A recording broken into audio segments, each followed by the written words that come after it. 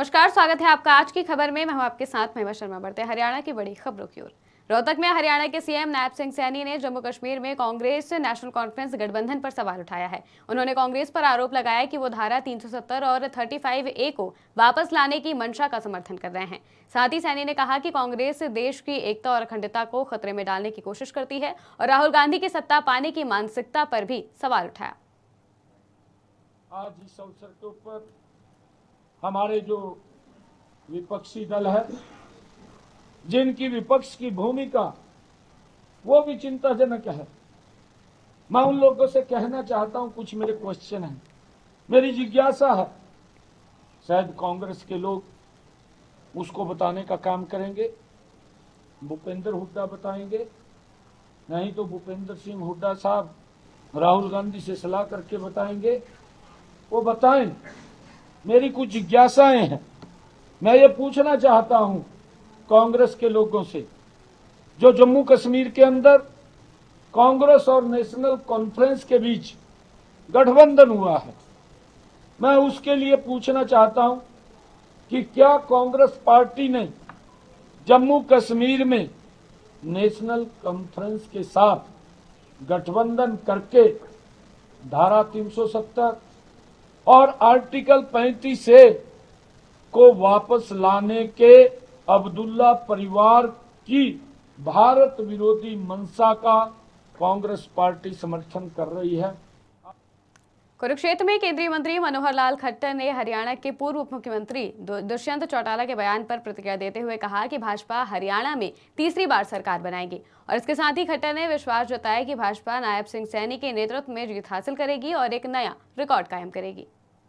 तीसरी बार निश्चित रूप से आएगी और ये हरियाणा का एक नया रिकॉर्ड बनेगा कि भारतीय जनता पार्टी तीसरी बार, भारतीय जनता पार्टी के हमारे जो नेता है यहाँ के श्री नायब सिंह सैनी, उनके नेतृत्व में चुनाव करा करके और निश्चित रूप से पूर्ण बहुमत से सरकार बनाएगी। तीसरी बार।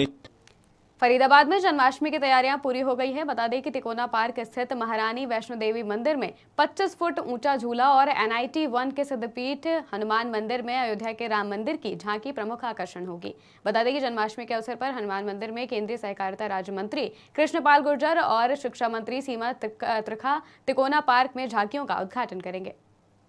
सबसे पहले तो आपके माध्यम से सभी फरीदाबाद वासियों को, देशवासियों को जन्माष्टमी की हार्दिक हार्दिक शुभकामनाएं।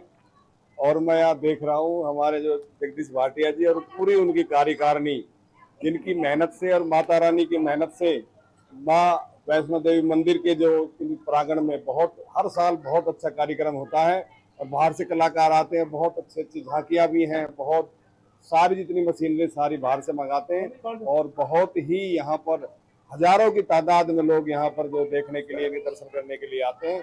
और ये भाटिया साहब बहुत मेहनत करते हैं, दिन रात मैं इनको देखता हूँ, हमेशा ही जो ना प्रतिदिन यहाँ डेली आते हैं। और सभी जितने भी दर्शक हैं हमारे, सुंदर देखा आपने प्रांगण को, बहुत बढ़िया सुंदर बना दिया, चौड़ा कर दिया है और यहाँ हजारों की संख्या में जो दर्शक आते हैं दर्शन करने के लिए और सभी जो है ना यहाँ पर आशीर्वाद प्राप्त करके जाते हैं और उनके सभी की मनोकामनाएं। महारानी वैष्णो देवी मंदिर की तरफ से पूरे देशवासियों को जन्माष्टमी की बहुत बहुत बधाई देता हूँ। और आज अभी थोड़ी देर पहले अष्टमी का हवन भी हुआ है और महारानी की कृपा से शाम को झांकियाँ पूरी सजाई जाएंगी। आप देख रहे हो कलाकार बाहर से आए हुए, हमारे सारी मशीनें बाहर से आई हैं और ये झांकियाँ मथुरा से स्पेशल मंगाते हैं हर बार और इस बार दूसरी जगह से मंगाई है। और इसमें झांकियों का विशेष आकर्षण ये है जो झांकियाँ लगी हुई है, इसके साथ साथ 25 फुट ऊंचा झूला भी लगा रहा है। ये हर बार लगता है 25 फुट ऊंचा झूला, और कृष्ण भगवान जी का झूला झुलाते, पब्लिक आग झुलाती। अभी लाइटिंग चालू होनी है। अपना बाबा अमरनाथ बर्फानी का शिवलिंग भी स्थापित हो गया यहाँ पर और एक कालका माई का भी। आप फरीदाबाद के बल्लभगढ़ बाजार में देर रात असामाजिक तत्वों ने एक व्यापारी पर हमला कर उसे घायल कर दिया। बता दें कि इसके विरोध में व्यापारी धरने पर बैठ गए हैं और चुनाव बहिष्कार की चेतावनी दी है। इसके साथ ही व्यापारियों का आरोप है कि पुलिस और प्रशासन द्वारा अतिक्रमण हटाने की उनकी शिकायतों पर ध्यान नहीं दिया गया, जिससे यह हमला हुआ है। बता दें कि धरना देने वाले व्यापारियों ने बाजार को बंद कर विरोध जताया। आप देख रहे हैं बल्लभगढ़ के अंदर बहुत रोष है और जो घटना घटी है वो वास्तव में बहुत दुखद है।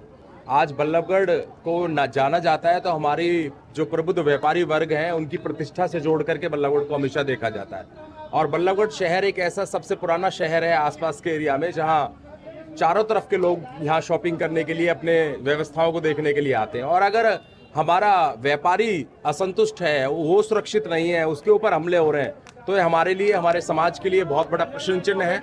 इसीलिए ये आप देख रहे हैं धरना प्रदर्शन आज बल्लभगढ़ का चल रहा है।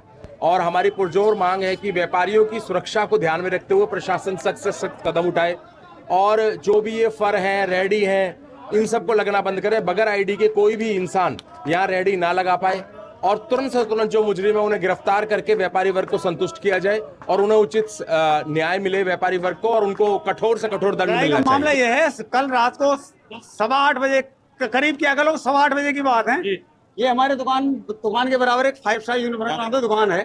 यहाँ पर कुछ गुंडा तत्व आए, 5 लोग जिनको हम नहीं जानते हैं, पर बाद में एक लड़के की पहचान हो गई थी। उसका नाम फैज कलेक्शन के नाम था, कुमारवाड़े में दुकान है।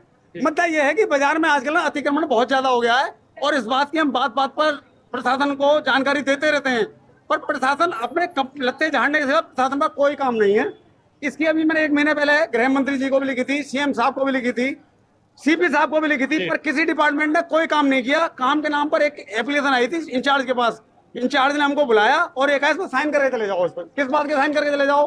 हमने कहा साहब आपने कोई बाजार में कार्रवाई करी है, कोई रेडी पट्टी हटवाई है? अगर नहीं वो तो हमारे बस की नहीं है, तो फिर हम साइन करके चले जाए। हमने उस पर कोई साइन नहीं करे एप्लीकेशन पे।